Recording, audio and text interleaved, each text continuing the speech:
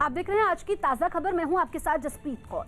बंगाल में जैसे जैसे विधानसभा चुनाव नजदीक आ रहे हैं वैसे वैसे राजनीति हिंसा के मामले भी लगातार बढ़ रहे हैं और इस हिंसा की आंच अब ममता सरकार तक पहुंच चुकी है, जिसकी एक तस्वीर मुर्शिदाबाद से सामने आई, जहां कुछ लोगों ने ममता सरकार में मंत्री जाकिर हुसैन पर बम से हमला कर दिया। इस हमले में मंत्री जाकिर हुसैन गंभीर रूप से घायल हो गए, जिन्हें इलाज के लिए कोलकाता भेज दिया गया। बताया जा रहा है कि मंत्री जाकिर हुसैन के काफिले पर उस वक्त बम से हमला किया गया जब वो निमतिता रेलवे स्टेशन की ओर जा रहे थे। खबर है कि इस हमले में 14 लोग घायल हुए हैं। राज्यपाल जगदीप धनखड़, रेल मंत्री पीयूष गोयल और बीजेपी नेताओं ने इस हमले की निंदा की है।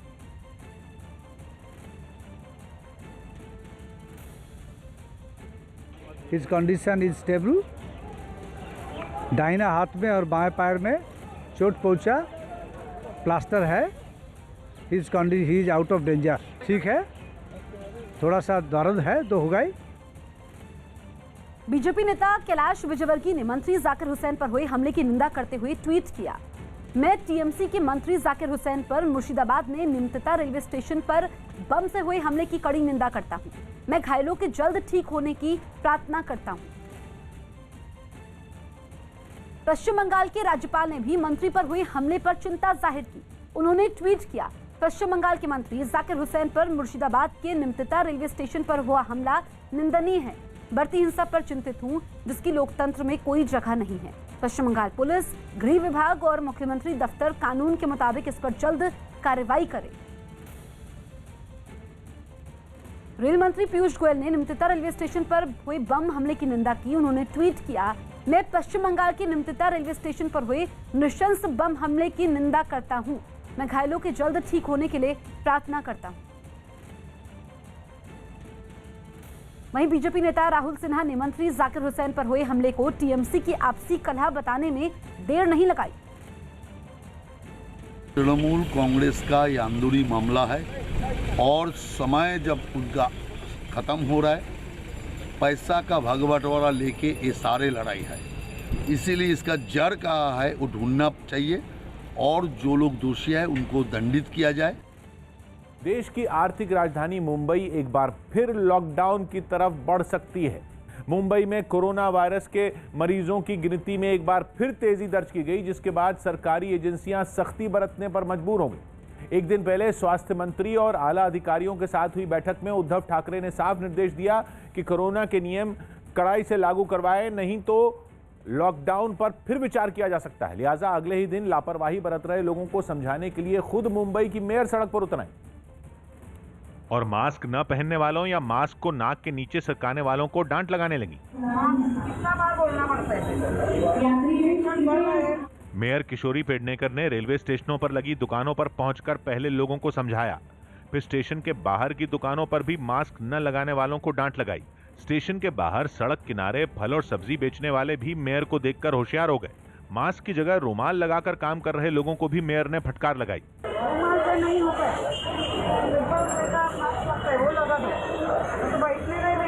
लेकिन थोड़ी ही देर में लोगों को जागरूक करने के लिए मेयर एक लोकल ट्रेन में चढ़ गई। लोकल ट्रेन में सवार लोगों को भी मास्क की अहमियत उन्होंने बताई और तेजी से फैलते कोरोना वायरस से सावधान किया। लेकिन बीएमसी की सख्ती केवल नियम तोड़ने वालों को डांट या फटकार तक सीमित नहीं है, बल्कि मुंबई में मास्क न लगाने वालों की भारी भरकम चालान भी किए गए। जून 2020 से 16 फरवरी तक बीएमसी ने 15 लाख से ज्यादा लोगों के चालान मास्क का इस्तेमाल न करने के लिए किए। इन लाखों लोगों पर हुए चालान के जरिए बीएमसी ने करीब 31 करोड़ रुपए का जुर्माना वसूला। जून 2020 में ही फेस मास्क के इस्तेमाल को जरूरी किया गया था और उस वक्त जुर्माने की रकम 1000 रुपए तय की गई थी। हालांकि बाद में जुर्माने की रकम को कम करते हुए इसे केवल 200 रुपए किया गया था। लेकिन अब बीएमसी दोबारा सख्ती करने पर मजबूर है, इसीलिए चालान की रकम भी बढ़ाई जा सकती है और अगर जरूरत पड़ी तो एक बार फिर लॉकडाउन भी लगाया जा सकता है, ऐसा कहा जा रहा है, क्योंकि लोग खतरे के बावजूद लापरवाही बरतने से बाज नहीं आ रहे। जिसके पीछे बड़ी वजह मुंबई में लोकल ट्रेनों के शुरू होने को माना जा रहा है। खुद मेयर मानती हैं कि लोकल ट्रेनों में नियमों की जमकर अनदेखी हो रही है। लोग हंसी मजाक कर रहे हैं। रेलवे खुलने के बाद ज्यादा ही बढ़ने लगे हैं। हालांकि लोग ये नहीं चाहते कि नौबत लॉकडाउन तक पहुंचे। कंट्रोल किया जाना चाहिए, लॉकडाउन में जाने की जरूरत नहीं है। अभी लॉकडाउन में वापस गए तो फिर से तो और दब जाएगा आदमी। जबकि सरकारी एजेंसियां परेशान इसलिए हैं क्योंकि लोग सीधी बात भी समझने को तैयार नहीं। खुद के बचाव के लिए ऐसी सख्ती ऐसा जुर्माना नहीं सुनते लोग तो करना पड़ेगा। मुंबई समेत महाराष्ट्र के केवल 3 जिलों में कोरोना मरीजों की गिनती 10 लाख के पार पहुंच चुकी है। हालात केवल महाराष्ट्र या मुंबई में नहीं बिगड़ रहे हैं, बल्कि दिल्ली और केरल में भी कोरोना वायरस एक बार फिर पैर पसार सकता है। न्यूज़ 18 के रवि सिंह की रिपोर्ट है कि दिल्ली में वैक्सीन लगाने की मुहिम शुरू होने के बाद से करीब 90 लाख लोगों को कोरोना का टीका लगाया गया, लेकिन ये गिनती केवल उन लोगों की है जिन्होंने कोरोना के टीके की पहली डोज ली। अब तक केवल 2.25 लाख लोगों ने ही वैक्सीन का दूसरा डोज लगवाया है, जबकि तय कार्यक्रम के तहत यह आंकड़ा इससे कहीं ज्यादा बड़ा होना चाहिए था। पिछले कुछ हफ्तों में कोरोना का टीका लगवाने के लिए तो लोगों ने दिलचस्पी दिखाना ही बंद किया। दोनों जिन्होंने एक डोज ली थी वो भी दूसरी डोज लगवाने में संकोच कर रहे हैं, जबकि केरल और महाराष्ट्र में अचानक बढ़ी कोरोना मरीजों की गिनती पूरे देश के लिए बड़े खतरे की घंटी है। वहीं बेंगलुरु में भी कोरोना लोगों को डराने लगा, जब एक ही अपार्टमेंट के 103 लोग कोरोना पॉजिटिव मिले, जबकि 2 दिन पहले ही बेंगलुरु के एक नर्सिंग कॉलेज के भी 40 छात्र एक साथ कोरोना पॉजिटिव मिले थे। यही नहीं, मध्य प्रदेश के इंदौर में भी 89 लोगों की कोरोना रिपोर्ट पॉजिटिव आई। इनमें 26 मरीज एक ही कंपनी के हैं। इंदौर में कई दिनों बाद ऐसा हुआ जब एक ही दिन में 50 से ज्यादा कोरोना मरीज सामने आए। जैसे महाराष्ट्र में हम देख रहे हैं, केरल में देख रहे हैं, वैसे और जगह भी स्थिति खराब हो सकती है अगर हम अपने आप को पूरी तरह से प्रोटेक्ट ना करें। गृह मंत्री अमित शाह आज बंगाल के दक्षिण 24 परगना में बीजेपी की परिवर्तन यात्रा के 5वें चरण की शुरुआत करेंगे। कल देर शाम कोलकाता पहुंचने पर एयरपोर्ट पर बीजेपी नेताओं ने उनका जोरदार स्वागत किया। आज अमित शाह कोलकाता से गंगा सागर जाएंगे, जहां उनका कपिल मुनि आश्रम में कार्यक्रम है। इसके बाद वो परिवर्तन यात्रा के अंतिम चरण को हरी झंडी दिखाने के लिए दक्षिण 24 परगना जिले के काकद्वीप पहुंचेंगे। परिवर्तन यात्रा का हरी झंडी दिखाने के बाद अमित शाह नारायणपुर गांव में शरणार्थी परिवार के साथ खाना खाएंगे, जिसके बाद नामखाना में उनका रोड शो भी होगा। इसके बाद अमित शाह कोलकाता लौटेंगे, जहां अरविंदो भवन में उनका कार्यक्रम है।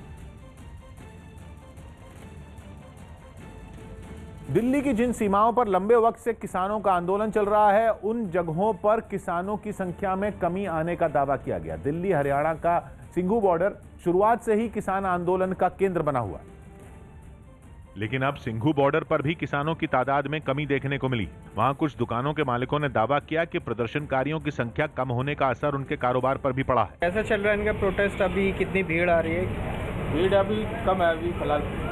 सिंघू बॉर्डर पर किसानों के धरने वाली जगह पर जो टेंट लगा है वो पहले खचाखच भरा रहता था, लेकिन उसके अंदर भी पहले जैसी भीड़ नजर नहीं आई। ये थोड़े नहीं है, ये फलाद बन रहे हैं। सिंघू बॉर्डर की तरह दिल्ली यूपी के गाजीपुर बॉर्डर पर भी कुछ खोमचे वालों ने किसानों की तादाद कम होने का दावा किया।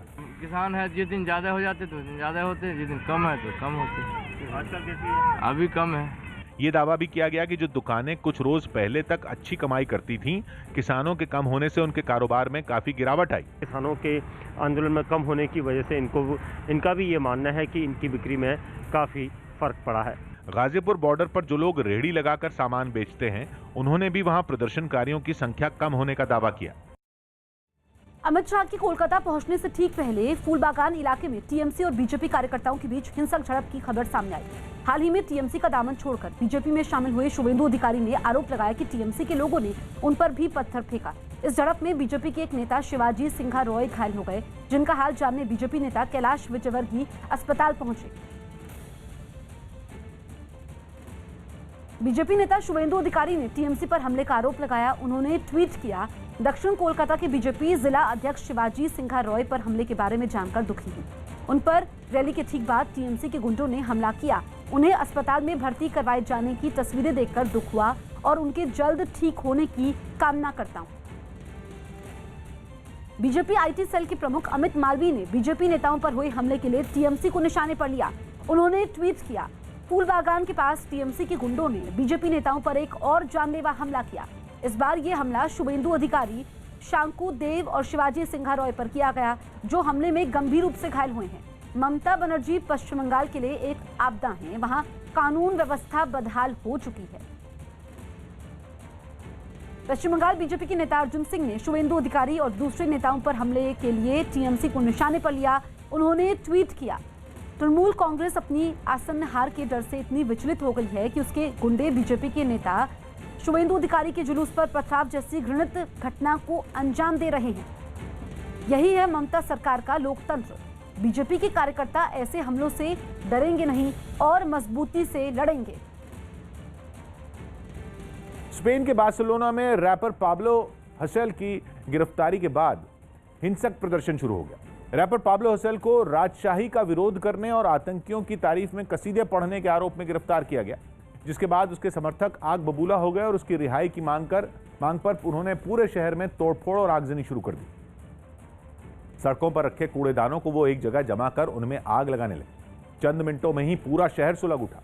भीड़ को काबू करने के लिए पुलिस भी पूरी तैयारी के साथ रास्तों पर मुस्तैद दिखी। पुलिस वालों ने हालात संभालने की काफी कोशिश की, लेकिन बात हाथ से निकलती देख उन्होंने उत्पात मचा रहे लोगों पर आंसू गैस के गोले दागने शुरू कर दिए। अपने रैपर की गिरफ्तारी से भड़के समर्थकों पर इसका कोई असर होता नहीं दिखा। उल्टे उन्होंने पुलिस पर पटाखों से हमला करना शुरू कर दिया।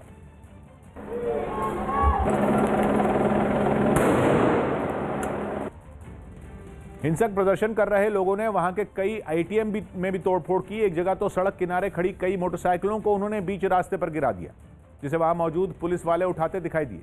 उपद्रवियों ने वहां की कई दीवारों और शीशों पर पाब्लो हसेल को रिहा करने के लिए नारे भी लिखे। तोड़फोड़ और आगजनी शुरू होने से पहले रैपर के समर्थकों ने एक रैली निकालकर इस पूरी कार्रवाई का विरोध किया।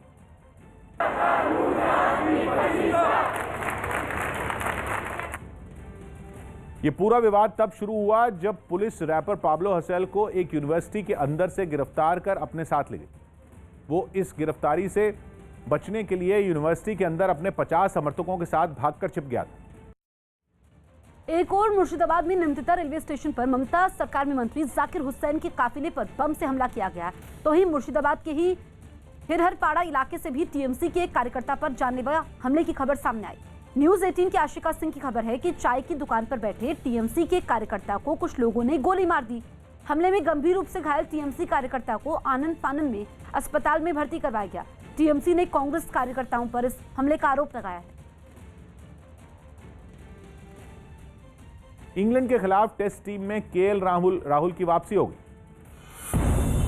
इंग्लैंड के खिलाफ आखिरी 2 टेस्ट मैचों के लिए टीम इंडिया का ऐलान कर दिया गया। टीम में केएल राहुल की वापसी हुई, जबकि शाहबाज नदीम को विजय हजारे ट्रॉफी के लिए रिलीज कर दिया गया। कोरोना खतरे पर भारत की अगुवाई में सार्क देशों की एक बैठक होगी। इस बैठक में शामिल होने के लिए पाकिस्तान को भी न्योता दिया गया है। हालांकि कोरोना खतरे पर पिछले साल अप्रैल में हुई बैठक में पाकिस्तान शामिल नहीं हुआ था। अभिनेता रणवीर शौरी कोरोना पॉजिटिव पाए गए। उन्होंने सोशल मीडिया पर इसकी जानकारी दी। अब रणवीर शौरी डॉक्टरों की सलाह पर घर में क्वारंटीन हो गए हैं। कोलकाता में ममता सरकार की मां कैंटीन में खाना खाने के लिए लोगों की भीड़ उमड़ पड़ी। विधानसभा चुनाव से पहले ममता बनर्जी ने राज्य में लोगों को 5 रुपए में खाना खिलाने के लिए इस योजना की शुरुआत की है। मुख्यमंत्री ममता बनर्जी की चुनावी लोक लुभावन परियोजना मां कैंटीन धरातल की हकीकत बन चुकी है। इस दौरान कई इलाकों में टीएमसी के पार्षद लोगों को खाना परोसते दिखाई दिए। क्या है मेन्यू में? जी भात, दाल, बंद गोभी और डिम एग। टूलकिट साजिश में बड़ा पर्दाफाश हुआ है। दिल्ली पुलिस की साइबर सेल के मुताबिक 26 जनवरी के दिन हिंसा के बाद फरवरी में दिल्ली को दंगों की आग में झोंकने की भी साजिश थी, लेकिन ग्रेटा थुनबर्ग ने गलती से टूलकिट को शेयर कर दिया, जिसकी वजह से साजिश का पर्दाफाश हो गया। पुलिस को शक है कि किसान आंदोलन की आड़ में दंगे भड़काने के लिए विदेशों से फंडिंग की गई थी। यही वजह है कि अब पुलिस ने इस मामले में पैसों के लेन देन की भी जांच करने की तैयारी शुरू कर दी है। खबर है कि पुलिस निकिता, दिशा और शांतनु समेत टूलकिट केस के सभी आरोपियों के बैंक खातों की जांच करेगी। जम्मू कश्मीर के राजौरी जिले में सुरक्षा बल ने आतंकियों की एक बड़ी साजिश को नाकाम कर दिया। जम्मू पुंछ हाईवे पर आतंकियों ने एक प्रेशर कुकर के अंदर आईडी रखकर धमाका करने की साजिश रची थी, जिसे वक्त रहते सेना और पुलिस की टीम ने खोज निकाला और प्रेशर कुकर में रखे गए इस विस्फोटक को हाईवे से दूर ले जाकर नष्ट कर दिया।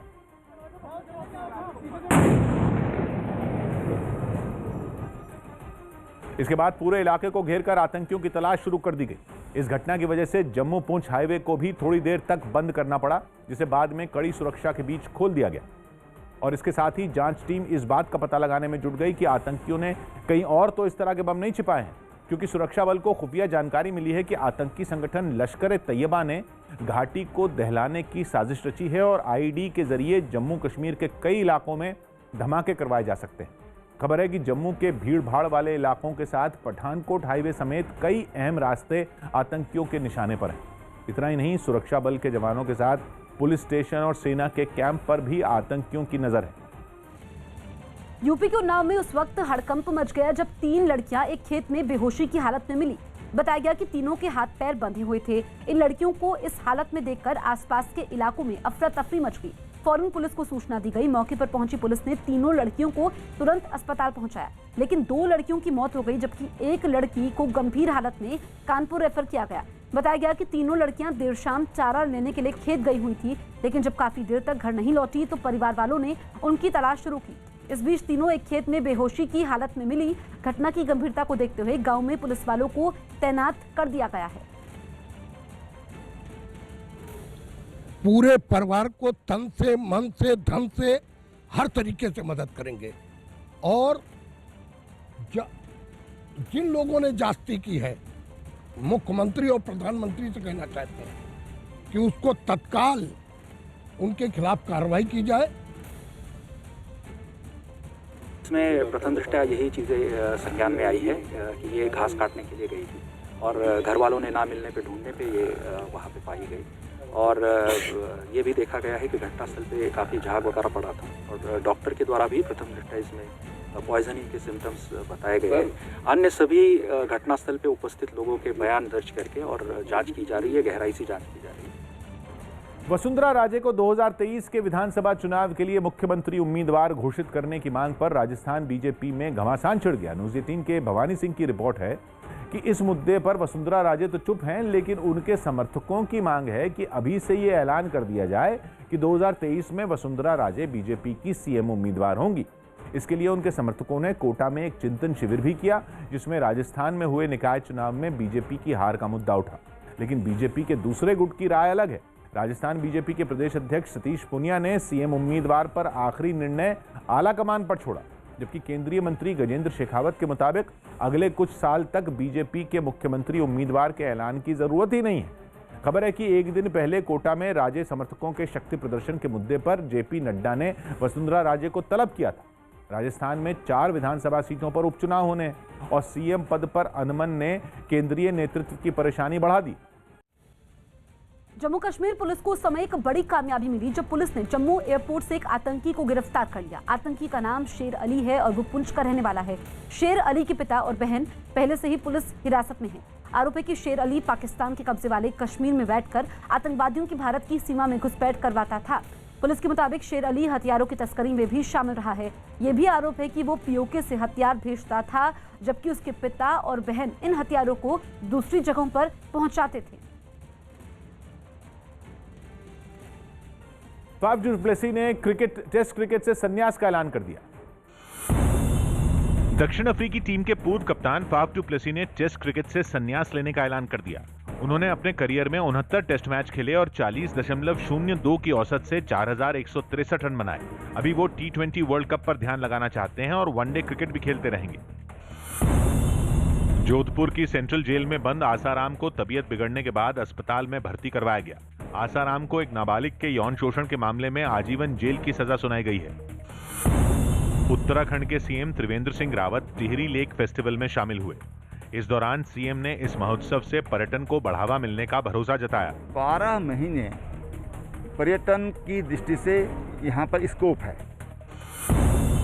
यूपी में पीएफआई के 2 सदस्यों की गिरफ्तारी पर राजनीति गर्मा गई। बीजेपी नेता मोहसिन रजा ने पीएफआई के बहाने राहुल गांधी को घेर लिया। ये सारे के सारे उत्तर प्रदेश में और देश में केरला से संचालित हो रही है। केरला से राहुल गांधी जी सांसद हैं, उनको जवाब देना होगा। बीजेपी के इस हमले पर कांग्रेस भड़क गई और उसने राज्य और केंद्र सरकार को निशाने पर ले लिया। मोहसिन रजा जी को ये सारी की सारी बातें अपनी सरकार से पूछनी चाहिए कि क्यों उनका कमजोर नेतृत्व है। गुजरात के दाहोद से दिल दहला देने वाली एक घटना सामने आई, जिसमें हादसे का शिकार होने के बाद एक कार आग की भीषण लपटों में घिर गई। इस घटना में कार में बैठे 2 लोगों की दर्दनाक मौत हो गई। जिस वक्त ये हादसा हुआ उस वक्त कार की रफ्तार बहुत तेज थी,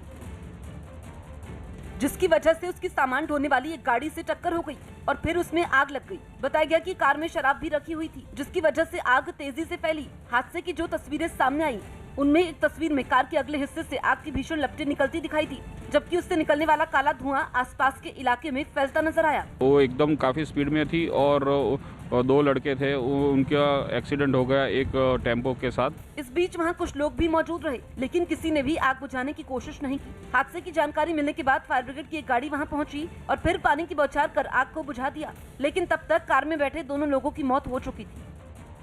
अमेरिका के बाकी कई राज्यों की तरह यूटा राज्य में पहाड़ों पर हो रही भारी बर्फबारी की वजह से चेतावनी जारी कर दी गई। वहां पहाड़ों पर जमा बर्फ के खिसकने का खतरा काफी ज्यादा बढ़ गया है, जिस वजह से प्रशासन ने बर्फ को तोड़कर बड़ी मुसीबत टालने की कोशिश की और फिर जो तस्वीरें सामने आई उनमें ऐसा बर्फीला गुबार उठता नजर आया जिसे देखकर लगा मानो मौत सामने से दौड़कर आ रही। देखते ही देखते वो एक बड़े इलाके में फैल गए और आंखों के सामने घना कोहरा सा छा गया। रास्ते से बर्फ का ढेर हटाने के लिए भारी भरकम मशीनें काम पर लगा दी गईं। यूटा में पिछले हफ्ते बर्फ की चट्टान खिसकने की 18 घटनाएं हो चुकी हैं और यह खतरा बढ़ता ही जा रहा है, इसलिए प्रशासन वहां आपदा से निपटने के लिए जमीन आसमान एक कर रहा है। पीएम नरेंद्र मोदी आज वीडियो कॉन्फ्रेंसिंग के जरिए असम में महाबाहु ब्रह्मपुत्र की शुरुआत करेंगे। साथ ही पीएम मोदी धुबरी फुलबाड़ी पुल की आधारशिला रखेंगे और मजुली पुल के निर्माण के लिए भूमि पूजन भी करेंगे। इस मौके पर केंद्रीय सड़क परिवहन और राजमार्ग मंत्री और असम के मुख्यमंत्री समेत कई नेता मौजूद रहेंगे। महाबाहु ब्रह्मपुत्र का मकसद भारत के पूर्वी हिस्सों में संपर्क बढ़ाना और ब्रह्मपुत्र और बराक नदी के किनारे रहने वाले लोगों के लिए विकास की गतिविधियों को पहुंचाना है। इसके अलावा कारोबार बढ़ाने के लिए डिजिटल समाधानों की भी शुरुआत की जाएगी। इस बात की जानकारी खुद पीएम मोदी ने ट्वीट करके दी। उन्होंने अपने ट्वीट में लिखा कि 18 फरवरी असम की विकास यात्रा के लिए एक ऐतिहासिक दिन है। महाबाहु ब्रह्मपुत्र पहल की शुरुआत की जाएगी। 2 पुलों के लिए आधारशिला भी रखी जाएगी। कार्यक्रम की शुरुआत आज दोपहर से होगी। जम्मू कश्मीर में 4G सेवा शुरू होने के बाद पहली बार 24 देशों के राजनयिक वहां पहुंचे, जो 2 दिन तक वहां रहेंगे और राज्य में बेहतर होते हालात और विकास कार्यों की रफ्तार से जुड़ी जानकारी जुटाएंगे। अपने दौरे के पहले दिन सभी राजनयिक श्रीनगर एयरपोर्ट पहुंचे और विमान से उतरने के बाद इन सभी लोगों का शानदार स्वागत किया गया।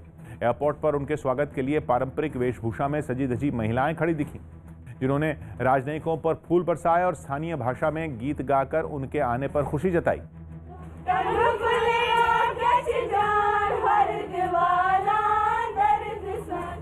जिसके बाद कड़ी सुरक्षा के बीच राजनयिकों का काफिला बडगाम के एक डिग्री कॉलेज पहुंचा। 5 अगस्त के बाद जो है काफ़ी देर तक 4G सर्विस भी जो है मुतासिर थी, लेकिन अब 4G सर्विस भी रेस्टोर की गई है। ये आप देख सकते हैं कि लगातार अभी ये गाड़ियां यहाँ पे आ रही हैं। जहां उन्होंने करीब 100 लोगों से मुलाकात की, जिनमें सबसे खास रहे राज्य के जिला विकास परिषदों के नवनिर्वाचित सदस्य, क्योंकि डीडीसी चुनाव के बाद विदेशी राजनयिक पहली बार जम्मू कश्मीर पहुंचे। डीडीसी के चुने हुए प्रतिनिधि भी उनसे बात करने के लिए पूरी तैयारी से पहुंचे। कुछ खामियां हैं, कुछ कमजोरियां हैं और कुछ गवर्नमेंट ने डेवलपमेंट भी किया, उस हवाले से उनको हम इसमें बता दें। जम्मू कश्मीर से आर्टिकल 370 हटने के करीब 1.5 साल बाद वहां 4G इंटरनेट सेवा शुरू की गई है, जिसके बाद विदेशी राजनयिकों का वहां पहुंचना अहम माना जा रहा है, क्योंकि इससे पाकिस्तान का झूठ दुनिया के सामने बेपर्दा होगा और वो अपनी आंखों से राज्य के विकास कार्य देख पाएंगे। विदेशी राजनयिकों के दौरे से बौखलाए आतंकवादियों ने श्रीनगर में दहशत फैलाने की कोशिश की। आतंकवादियों ने श्रीनगर में एक ढाबे के बाहर अंधाधुंध फायरिंग की, जिसमें एक नागरिक घायल हो गया। हमले के बाद सुरक्षा बल ने पूरे इलाके की घेरेबंदी कर आतंकवादियों की तलाश शुरू कर दी। पुदुचेरी दौरे पर दिए अपने एक बयान पर राहुल गांधी घिर गए। अपने पुदुचेरी दौरे में राहुल गांधी वहां के मछुआरा समाज के कार्यक्रम में शामिल हुए। इस दौरान उन्होंने सवाल उठाया कि अगर किसानों के लिए मंत्रालय हो सकता है तो मछुआरों के लिए क्यों नहीं। राहुल के इस सवाल पर केंद्रीय मंत्री गिरिराज सिंह भड़क गए और उन्होंने इटली की भाषा में ट्वीट कर लिखा कि इटली में ऐसा कोई मंत्रालय नहीं है, लेकिन भारत में है। गिरिराज सिंह यही नहीं रुके, उन्होंने राहुल के पास खेती किसानी की सही जानकारी नहीं होने का भी आरोप लगा दिया। ये तीनों कानून पर बात कर रहे हैं किसानों से, जिन्हें ये भी नहीं पता है कि मंत्रालय आज 2019 से चल रहा हो। उत्तरी दिल्ली नगर निगम के मेयर जयप्रकाश मंगोलपुरी पहुंचे, जहां उन्होंने मारे गए रिंकू शर्मा के परिवार से मुलाकात की। साथ ही इस परिवार को पूरी मदद का भरोसा भी दिया। पूरा समाज आज उनके साथ खड़ा है। अमेरिकी टेनिस खिलाड़ी सोफिया केनिन ने सोशल मीडिया पर बताया कि उनकी अपेंडिक्स की सर्जरी हुई है। सोफिया ने बताया कि उन्हें सोमवार को पेट में तेज दर्द हुआ, जिसके बाद मेलबर्न के अस्पताल में उनका सीटी स्कैन किया गया।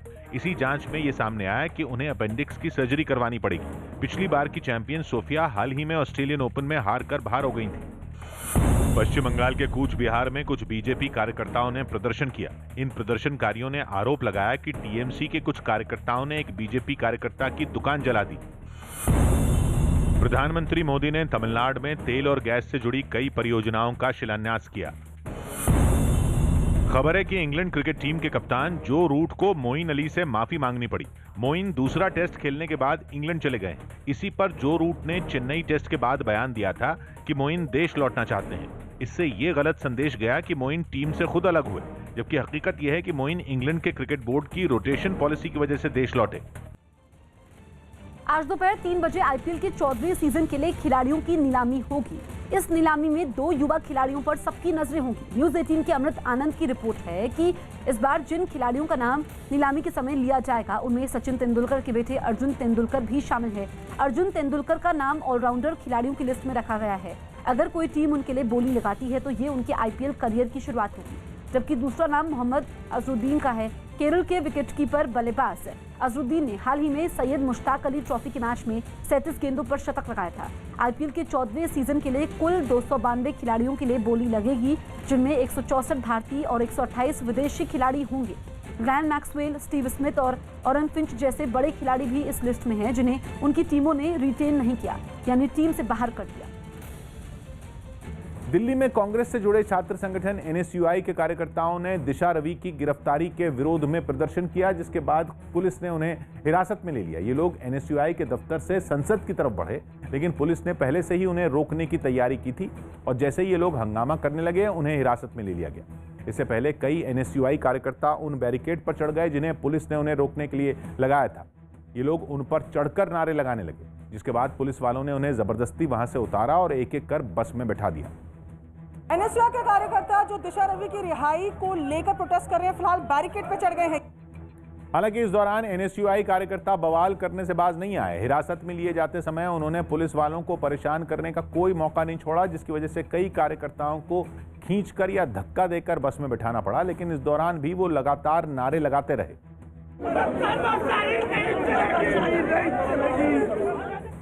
टूलकिट केस में दिशा रवि की गिरफ्तारी के बाद लेफ्ट और कांग्रेस से जुड़े छात्र संगठन लगातार बवाल कर रहे हैं, जबकि दिल्ली पुलिस ये साफ कर चुकी है कि इस मामले में हर कार्रवाई नियम के तहत हुई। हरियाणा के रोहतक से रोंगटे खड़े कर देने वाला वीडियो सामने आया, जिसमें एक महिला के ऊपर से पूरी ट्रेन गुजर गई और उसे खरोंच तक नहीं आई।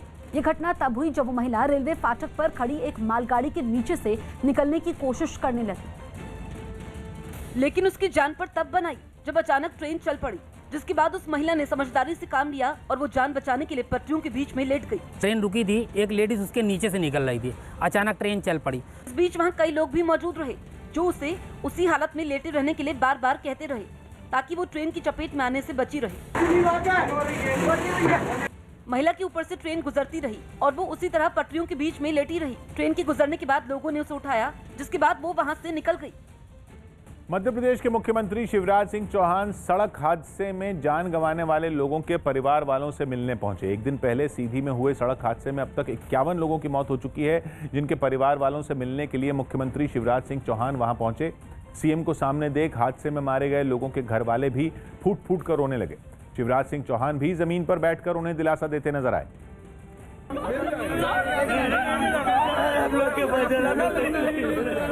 हादसे में जान गंवाने वाले लोगों के रिश्तेदारों ने भी मुख्यमंत्री से अपना दुख साझा किया, जिसके बाद सीएम शिवराज ने उनकी पूरी मदद करने का भरोसा दिया। अगर नौकरी चाहिए तो बोले हैं हाँ नौकरी दिलाएंगे, वादा करते हैं।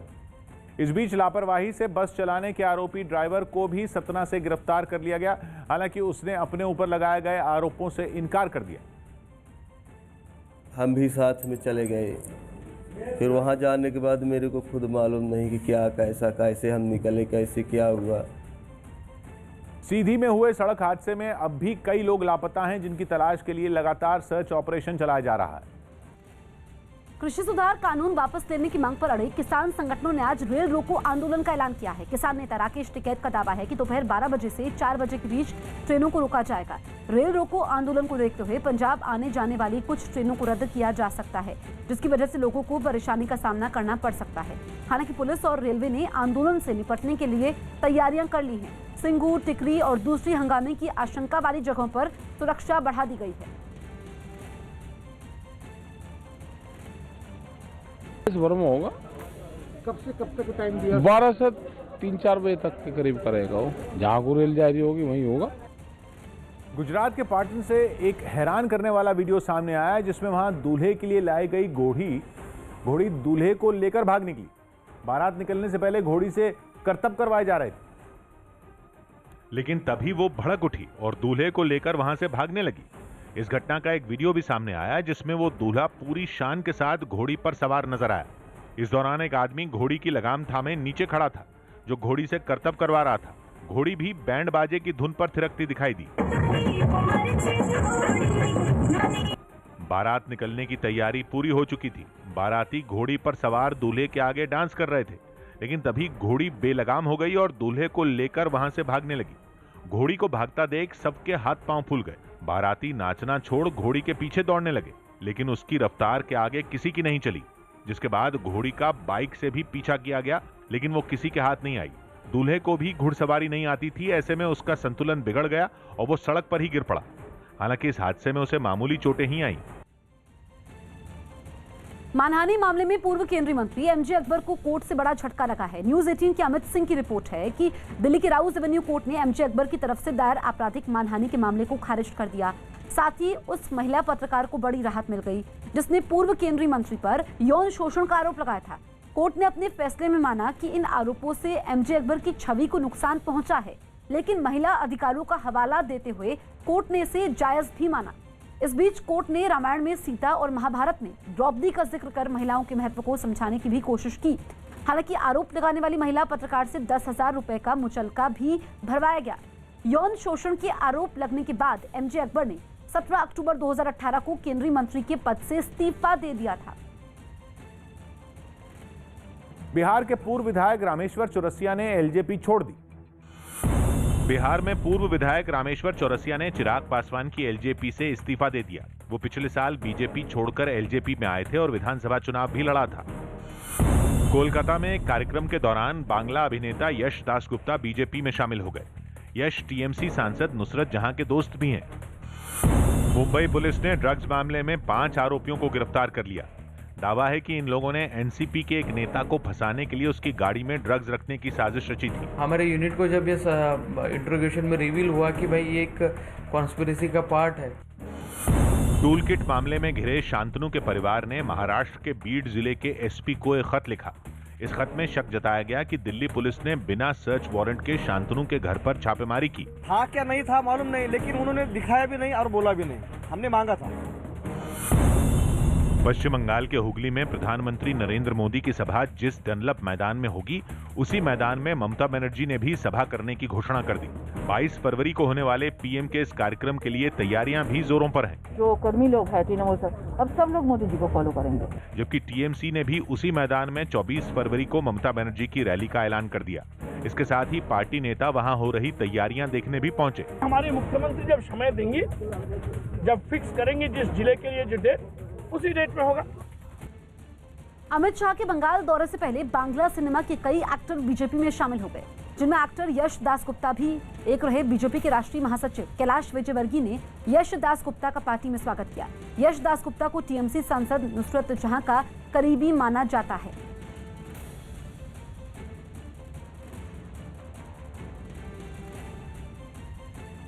तेल की बढ़ती कीमतों के बीच राजस्थान के श्रीगंगानगर में पेट्रोल की कीमत 100 रुपए प्रति लीटर के ऊपर पहुंच गई। तेल की इन बढ़ी कीमतों के विरोध में कांग्रेस के कार्यकर्ताओं ने महाराष्ट्र और जम्मू समेत देश के कई हिस्सों में प्रदर्शन किया। जम्मू में बढ़ती महंगाई का विरोध करने के लिए कांग्रेस के कई कार्यकर्ता सड़कों पर उतरे और सड़क पर मार्च करते हुए उन्होंने केंद्र सरकार से तेल और रसोई गैस की कीमतों को कम करने की मांग की। जम्मू के विवेकानंद चौक पर प्रदर्शनकारियों की पुलिस से हल्की धक्का मुक्की भी हुई, जिसके बाद लोगों ने हंगामा तेज कर दिया।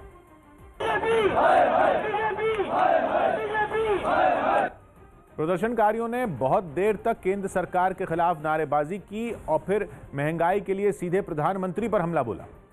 कहां गया वो चौकीदार आज जिसने गैस के, पेट्रोल के, डीजल के दाम बढ़ा दिए? महाराष्ट्र के शिरडी में प्रदर्शन की कमान कांग्रेस की युवा इकाई यूथ कांग्रेस ने संभाली। हाथों में पोस्टर और बैनर लिए प्रदर्शनकारियों ने बहुत देर तक सड़क पर खड़े होकर नारेबाजी की। शिरडी के अलावा मुंबई के पास ठाणे में भी यूथ कांग्रेस ने प्रदर्शन किया और वहां के कुछ पेट्रोल पंप पर जाकर ऑटो चलाने वालों को अपने प्रदर्शन में शामिल करने की कोशिश की। भारतीय सेना की नॉर्दर्न कमांड के लेफ्टिनेंट जनरल वाईके जोशी ने न्यूज 18 को दिए एक्सक्लूसिव इंटरव्यू में उन हालात के बारे में बताया जिनमें चीन को भारतीय फौज के सामने झुकना पड़ा। लेफ्टिनेंट जनरल वाईके जोशी के मुताबिक भारतीय फौज की तैनाती ऐसी जगह पर रही कि चीन को आखिरकार भारत की शर्तों के सामने झुकने के लिए मजबूर होना पड़ा। 9 महीने का स्टैंड ऑफ रहा है। आपको उम्मीद थी कि ये सारी कार्रवाई जो है ये इतनी झटपट हो जाएगी? उम्मीद तो नहीं थी, लेकिन जो भारतीय फौज ने कार्रवाई की 29-30 अगस्त को, जो हमने डोमिनेटिंग हाइट्स ऑक्यूपाई की रोलांगला, शिमला, कैलाश रेंज के ऊपर, साउथ बैंक पे, नॉर्थ बैंक के ऊपर, तो उसकी वजह से एक्चुअली ये पूरा एक टर्निंग पॉइंट था जिसकी वजह से जो पीपल्स लिबरेशन आर्मी है, चाइनीज़ आर्मी है, वो वापस टेबल के ऊपर आई और हमारे साथ नेगोशिएट किया और फिर ये डिसएंगेजमेंट प्रोसेस अभी शुरू हो गया है।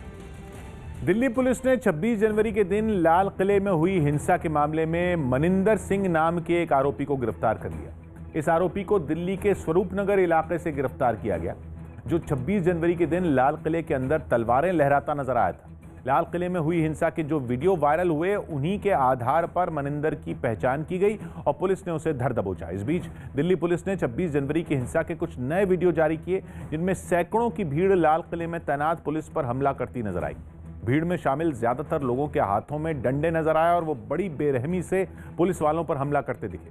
पुलिस ने आशंका जताई कि इन वीडियो में मनिंदर भी हो सकता है, इसलिए वो बारीकी से हर वीडियो की पड़ताल कर रही है।